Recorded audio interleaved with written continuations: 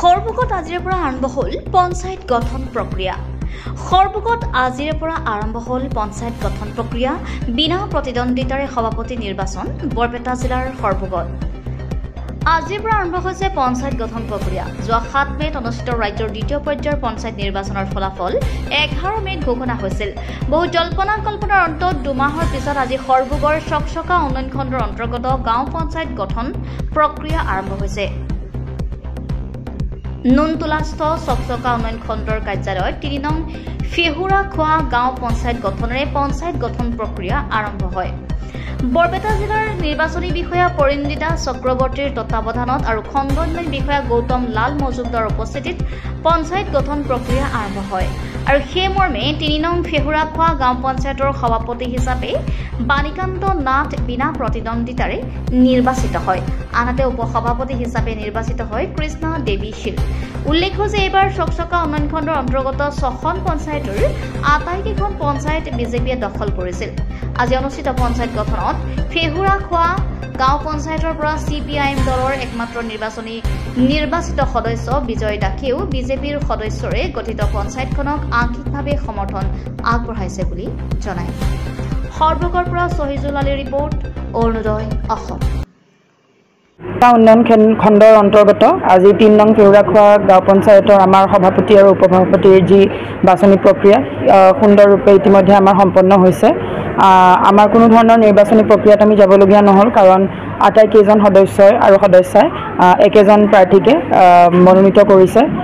সভাপতিৰ আসনত জয়যুক্ত হৈছে আমাৰ শ্ৰীযুত বাণীকান্ত নাথ ডাঙৰীয়া আৰু উপসভাপতিৰ পদত যিহেতু মহিলাৰ বাবে সংৰক্ষিত আসন আছিলে উপসভাপতি 3 নং ফেহুৰাখোৱাৰ বাবে, সেয়েহে তাতে আমাৰ শ্ৰীযুতা কৃষ্ণা দেৱী শীল ডাঙৰীয়ানী তেখেতক সকলোৱে মনোনীত কৰি জয়যুক্ত কৰিছে।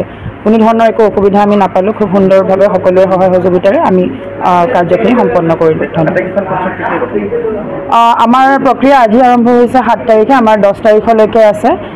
আমাৰ 10 তাৰিখৰ ভিতৰত আটাইকেইখন পঞ্চায়তৰ আমাৰ সদস্য সভাপতি উপসভাপতি বাছনি হৈ যাব।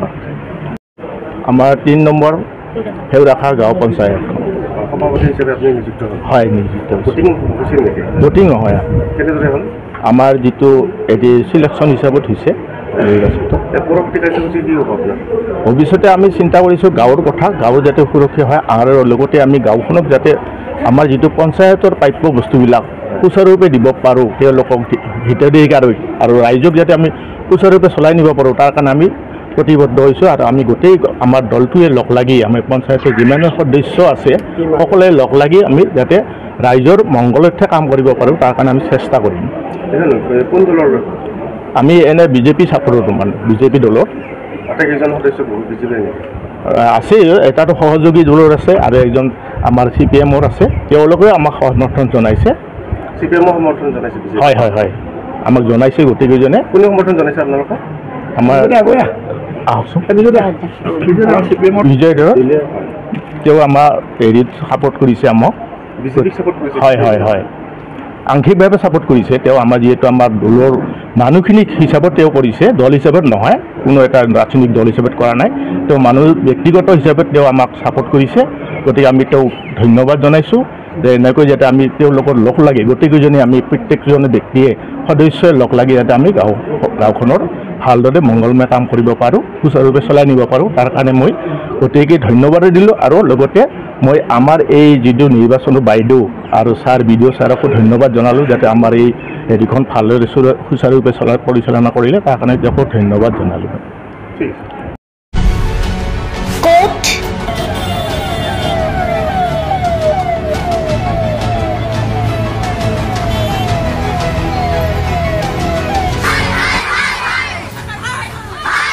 কিয়, কেনেকৈ?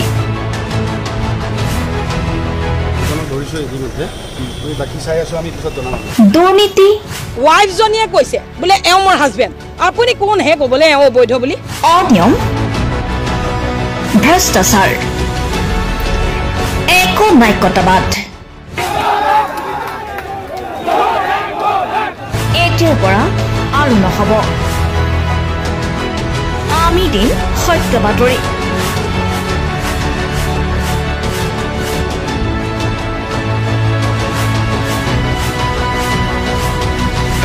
নিজকে সংস্থাপিত কৰাৰ বাবে শুদ্ধ ৰূপত নিৰ্ভীক নিৰপেক্ষতাৰে আমি সাজু অসমৰ উন্নয়নমূলক যাত্ৰাই আজি এক নতুন দিগন্তক ভৰি দিছে অসমৰ ৰাইজৰ পৰা আমি সদায় আশীৰ্বাদ বিচাৰোঁ আমি এনেকৈ যাতে আমাৰ জননী জন্মভূমিক সেৱা কৰি যাব বিচাৰোঁ অৰুণোদয় অসম নিৰ্ভীক নিৰপেক্ষ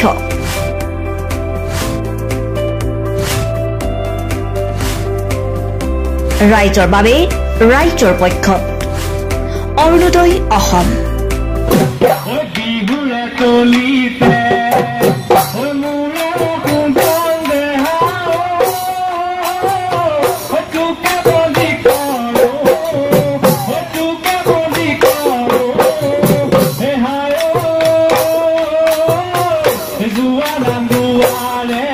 Zura nam guare, solo